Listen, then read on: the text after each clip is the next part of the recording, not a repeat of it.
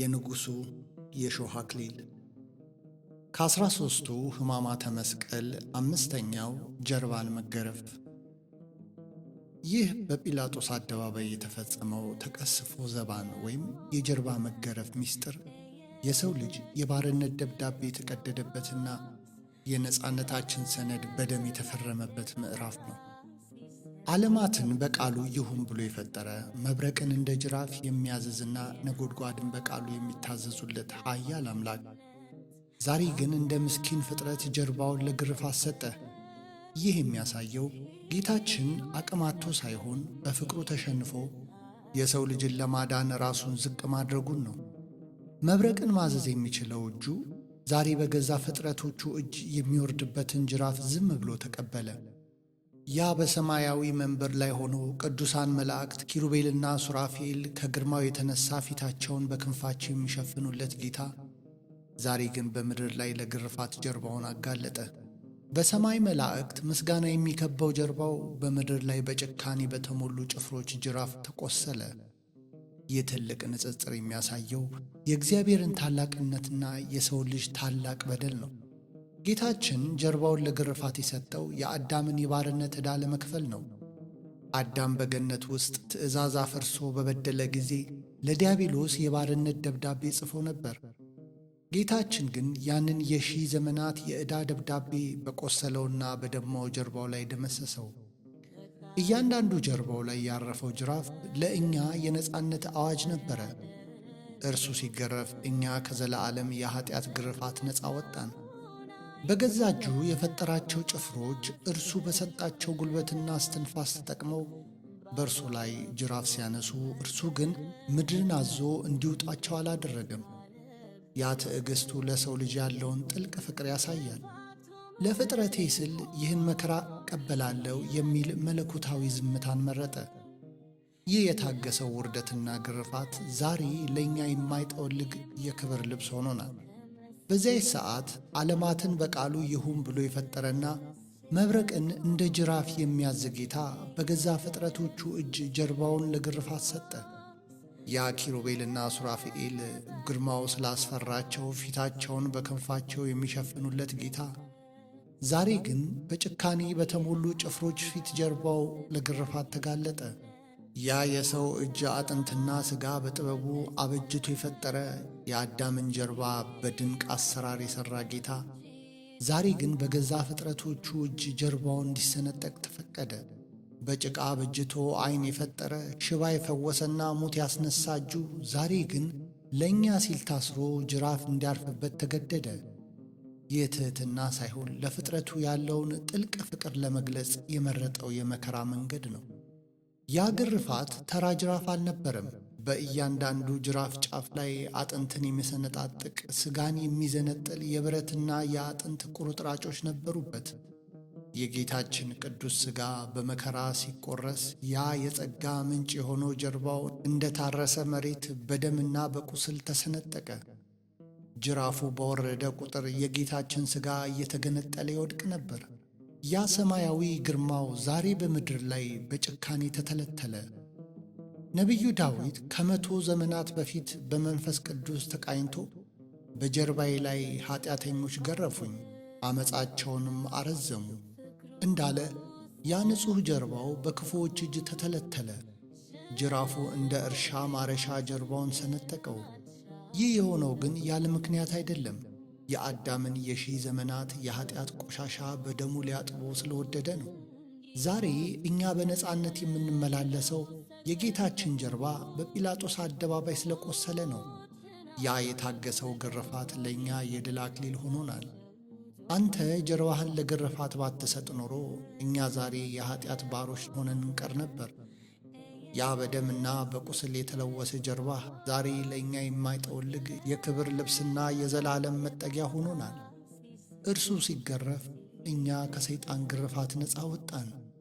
እርሱ ሲቆስል እኛ የሕይወት ፈውስን አገኘን። በዚያች ሰዓት በጲላጦስ አደባባይ የተፈጸመው ግርፋት ተራ ቅጣት አልነበረም። ይልቁንም የዓለምን የዕዳ ደብዳቤ የመደምሰስ ታላቅ መለኮታዊ ሥራ እንጂ። አዳም በቀድሞ ገነት ውስጥ ትእዛዝ አፍርሶ በበደለ ጊዜ ለዲያብሎስ የባርነት ዕዳ ደብዳቤ ጽፎ ነበር። ያ ደብዳቤ የሰው ልጅን ሁሉ በሞትና በሲኦል ጥላ ስር ያሰረ፣ ለማንም ፍጡር ሊቀደድ የማይችል የጨለማ ሰነድ ነበር። ያንን የሺህ ዘመናት የዕዳ ደብዳቤ ለመቅደድ የሚችል የሰው ብዕርም ሆነ ምድራዊ ቀለም አልነበረም። የሰማይም የምድርም ጌታ ያንን ሰነድ የሚቀድበትን መንገድ አዘጋጀ። ጌታችን ጀርባውን ለግርፋት በመስጠት የራሱን ቅዱስ ሥጋና ደም እንደ መደምሰሻ ተጠቀመበት። እያንዳንዱ ጀርባው ላይ ያረፈው ጨካኝ ጅራፍ በአዳም ነፍስ ላይ ተጽፎ የነበረውን የኩነኔ ፊደል የሚፍቅ መለኮታዊ ብዕር ነበር። በፈሰሰው ደሙና በቆሰለው ሥጋው ያንን የሺህ ዘመናት የዕዳ ደብዳቤ መሃል ለመሃል ቀደደው። እርሱ ጀርባውን ለግርፋት ሲሰጥ በእኛ ጀርባ ላይ የነበረው የኀጢአትና የሞት ሸክም ወረደ። እያንዳንዱ ጀርባው ላይ ያረፈውና ሥጋውን የዘነጠለው ጅራፍ ለእኛ የነጻነት ማኅተም ነበር። ጅራፉ በወረደ ቁጥር የሰይጣን የመግዛት ሥልጣን ይሰበር ነበር። እርሱ ሲገረፍ እኛ ለዘላለም ከሚጠብቀን ከሲኦል ግርፋት ነፃ ወጣን። እርሱ ሲቆስል እኛ የማይጠወልግ የሕይወት ፈውስን አገኘን። ያ የታገሰው እያንዳንዱ ቁስል ለእኛ የሰማያዊ ክብር በር ሆነልን። ዛሬ እኛ ልጆቹ ነን ብለን በድፍረት የምንቆመው ያ የባርነት ደብዳቤ በጌታችን ጀርባ ላይ ስለተቀደደ ነው። ጌታ ሆይ፣ አንተ ስለ እኛ ስትገረፍ፣ እኛ ግን ከግርፋት ድነን በደስታ እንድንዘምር አደረግከን። ያ በደምና በቁስል የተለወሰ ጀርባህ ዛሬ ለእኛ የጽናትና የድል መዝሙር ሆኖናል። በዚያች ሰዓት በጲላጦስ አደባባይ ጌታችን ለግርፋት ሲቆም በሰማያት ያለው ሰራዊት ሁሉ በታላቅ ድንጋጤ ተዋጠ። ያ መለኮታዊ ግርማውና ጸዳሉ አጽናፈ ዓለምን የሚሞላው በፊቱ መቆም የማይቻልለት ኃያል ጌታ እንዲህ ባለ ውርደት ለግርፋት መጋለጡ ለመላእክት የማይታመን ትዕይንት ነበር። መላእክት በግርምትና በሐዘን ተሞልተው ጌታ ሆይ፣ አንተን የሚገርፉ እጆች እንዴት አልመከኑም? በሰጠሃቸው ኃይል አንተን የሚገርፉ እጆች እንዴት አልደረቁም? ምድርንስ እንዴት አላዘዝካትም? እነዚህን ክፉዎች እንዴት አልዋጠቻቸውም? እያሉ በትሕትና ተገረሙ። መብረቅን ታጥቆ ነጎድጓድን ተላብሶ የሚመጣውን ጌታ የሚያውቁት መላእክት ዛሬ ግን እንደ ምስኪን በግ በዝምታ መገረፉን ሲያዩ ክንፋቸውን በድንጋጤ ዘረጉ። ጌታችን ስለ እኛ ፍቅር ሲል ዝምታን መረጠ። ያ ዝምታው ደካማ ስለሆነ ሳይሆን እኛን ለማዳን የገባውን ቃል ኪዳን ለመፈጸም የነበረው ጽናት ነበር። እያንዳንዱ በጀርባው ላይ የሚያርፈው ጅራፍ በእኛ ነፍስ ላይ ሊያርፍ ከነበረው የዘላለም የሥቃይ ጅራፍ የሚታደገን መለኮታዊ ጋሻ ነበር። እርሱ ዝም ያለው በእርሱ ዝምታ ውስጥ የእኛ የነጻነት አዋጅ እንዲነገር ነው።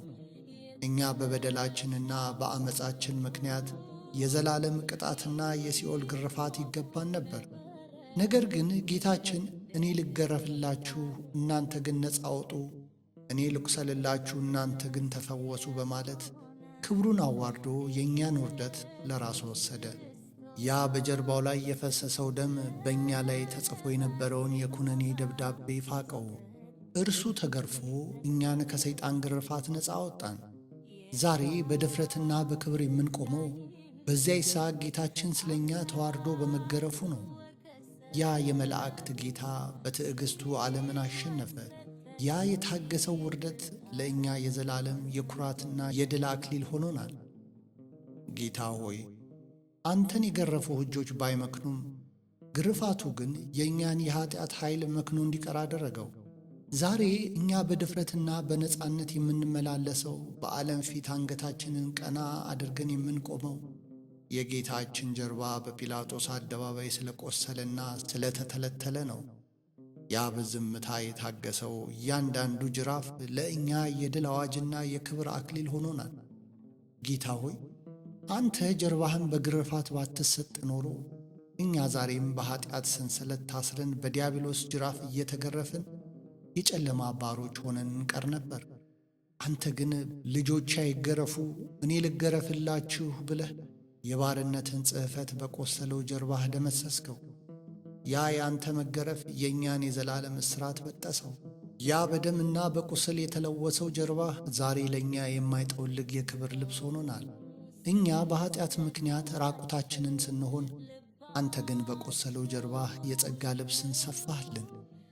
ያ የቆሰለው ሥጋህ ዛሬ ለእኛም የዘላለም መጠለያና ከጠላት ፍላጻ የምናመልጥበት ጠንካራ ምሽግ ሆኖናል።